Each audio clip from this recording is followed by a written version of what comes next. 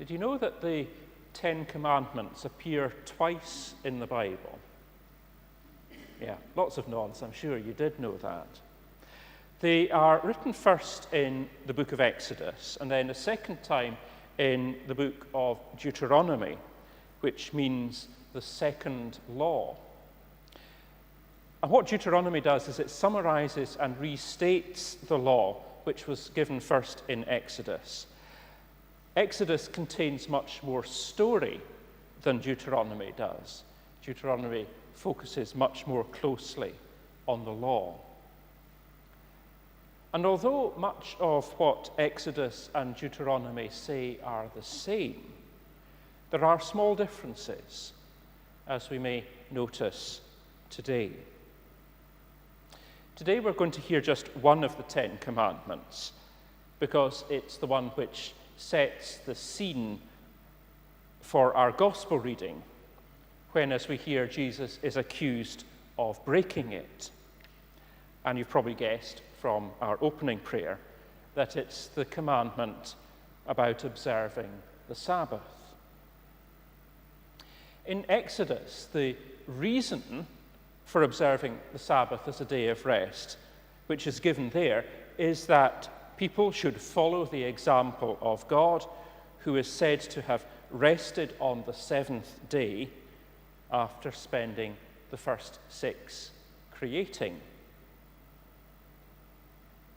When you actually think about it, that's not a very convincing reason for having one day of rest a week. Do we think God ever takes a day off now? So in Deuteronomy, I think a better reason is given.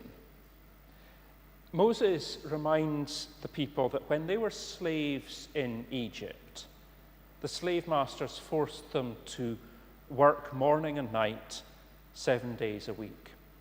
They got no rest at all. And no one can live like that.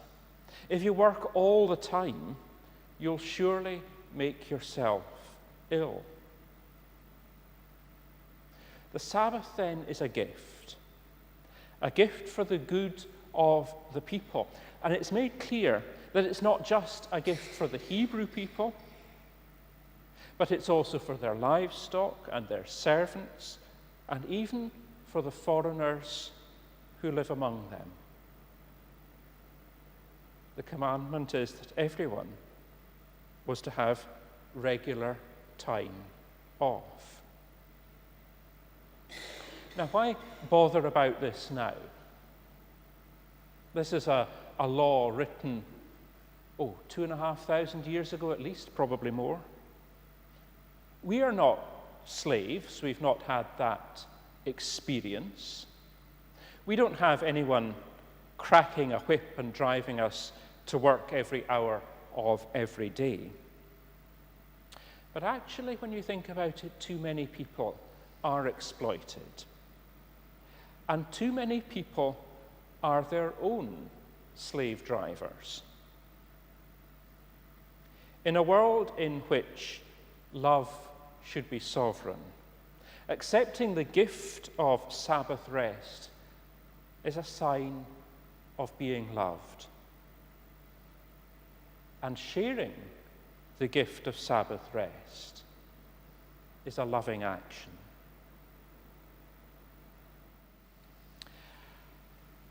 Ross Greer, by all accounts, is a very impressive young man.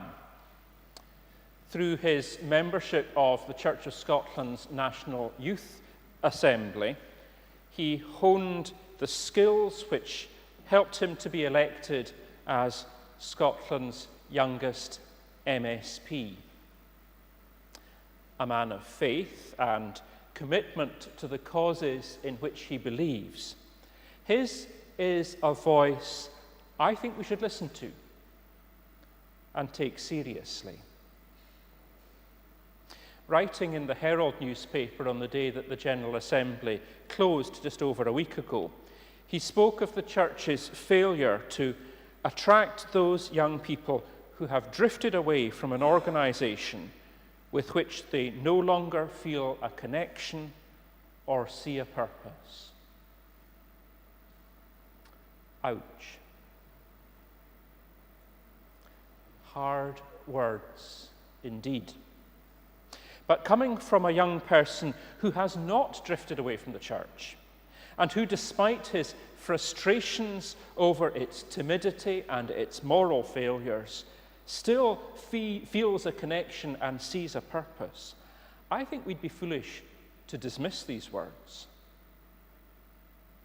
Because people have drifted away. Not just the 20-somethings of Ross Greer's generation, but people of every generation. The average churchgoer is retired. And even among retirees, church-going is a minority activity. The thing is, at least in Western Europe, although most people still identify as culturally Christian, they no longer feel a connection with the church, or probably see much of a purpose for it. And for that, I suspect that we, the church, are in fact solely responsible. Now, I'm not meaning you personally, but I'm speaking about the whole culture of the Church of Scotland and beyond. You see, if you believe you are in an organisation which has the truth, it's awfully easy to fall into a way of thinking that those who are not in it are wrong. We are right and they are wrong. We've made the right choice and they've made the wrong choice. And even talk of us and them is unhelpful too. We could try to shift the blame from ourselves onto all sorts of other things. Things like Sunday shopping or Sunday morning sports and activities. And we've all said these things. But what we are saying when we do that, when we try to shift the blame in that way, is that actually we think that church is what people would do only if there was literally nothing else to do on a Sunday morning. And I'm sure that's not what we really think. Sunday shopping and rugby practice are not to blame. All they do is provide a choice. No one is forced to go to B&Q on a Sunday morning. But when I did, on my way to church a couple of weeks ago to buy cable ties before going on to Heart and Soul in the afternoon, I saw something. It was busy. It was busy with people who had made a choice to work in their gardens or repaint the living room or fix the bathroom tap or whatever. Because for them, that was a more important thing to do than go to church. Now, can we say they made the wrong choice? Well, I suppose we might. But should we say that? Definitely not. Criticizing others is never going to make the church attractive. We know quite well, I'm sure, the figures of church membership and church attendance, at least for the Church of Scotland. Currently, nationally, we have about 350,000 members, of whom about a quarter are active in that they attend church from time to time. Some obviously don't attend because they can't, owing to age or infirmity. But what we rarely acknowledge is that what this means is that even the majority of its own members are not attracted to or engaged in the life of the church.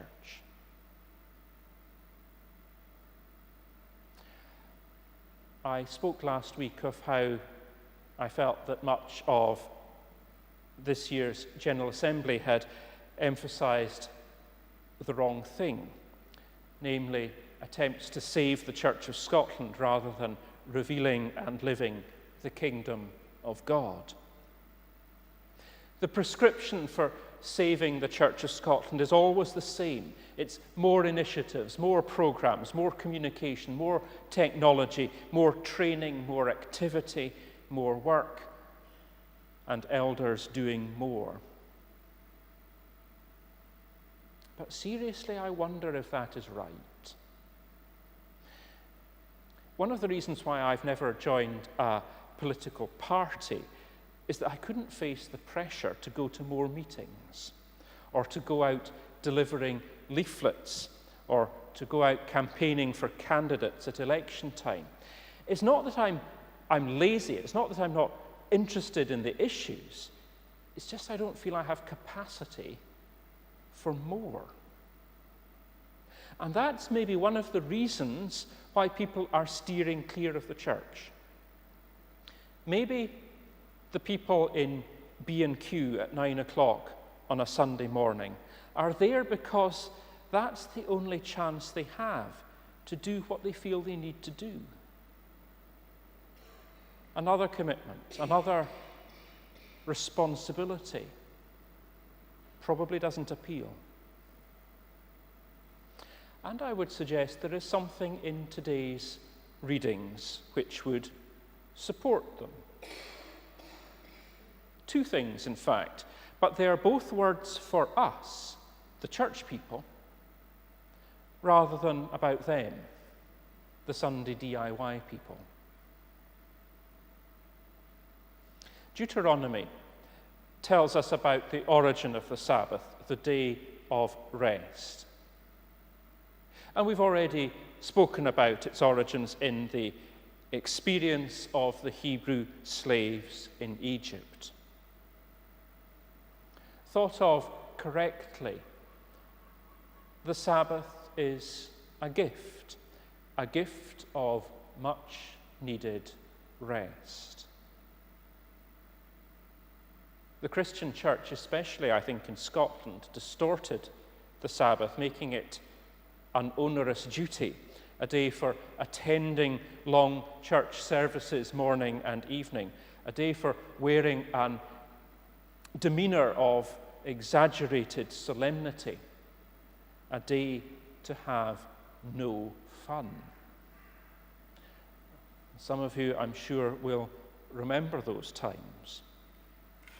Few people, though, then or now, I think, would find such an experience made Christian faith appealing.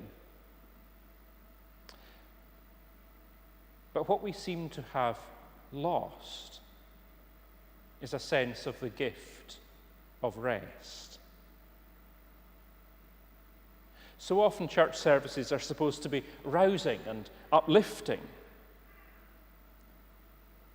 Perhaps if they were more restful, more people might like them. Christian life is supposed to be filled with good works and witness and active discipleship. Perhaps if it was more contemplative, more people would find meaning in it. The life of faith seems to be so filled with activity and demands, and our worship so full of words. Maybe stillness, music, and silence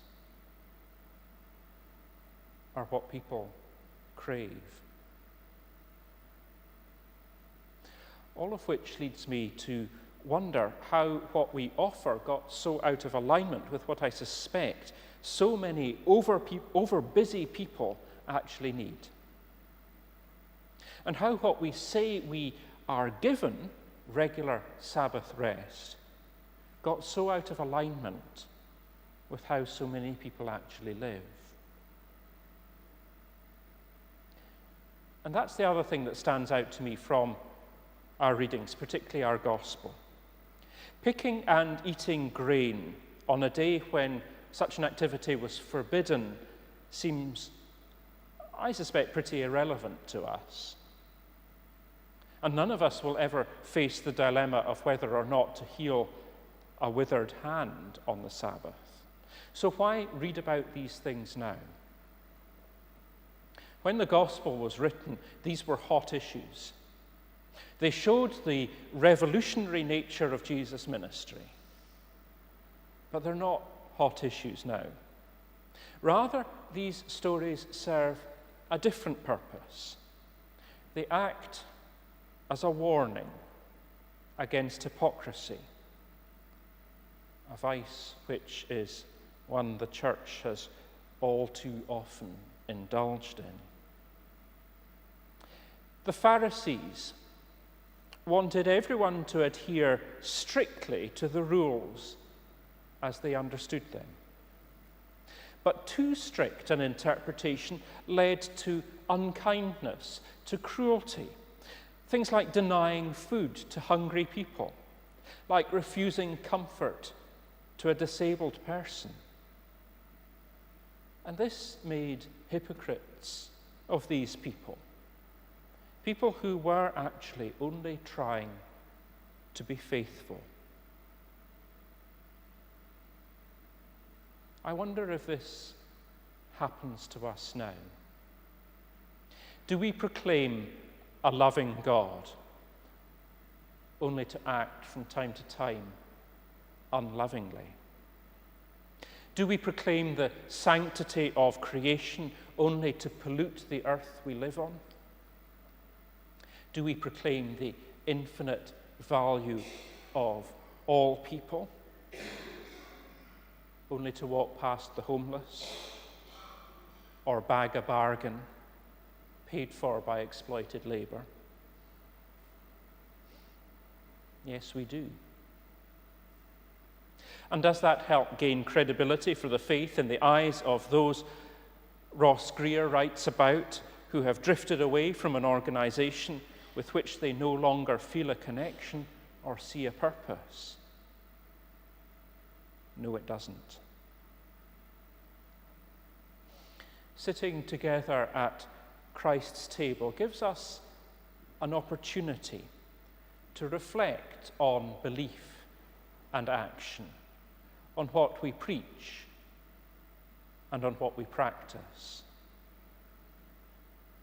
This is the table of healing for people who are not getting it right all of the time, or even much of the time. People like us. This is the table where we are fed and strengthened to realign our lives, to reflect a little better the love that is God. And it is here for a moment that we can pause before the sacred mysteries and simply rest in the Lord. Amen.